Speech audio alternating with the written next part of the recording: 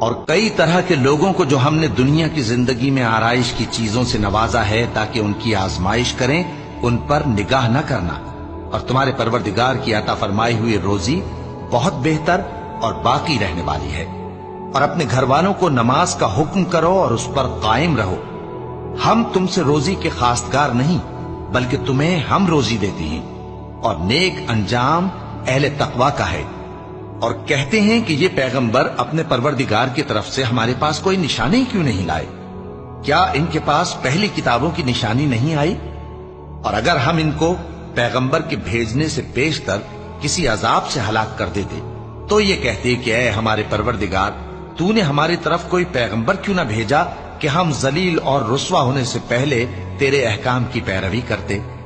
کہہ دو کہ سب نتائج اعمال کے منتظر ہیں، سو تم بھی منتظر رہو، ان قریب تم کو معلوم ہو جائے گا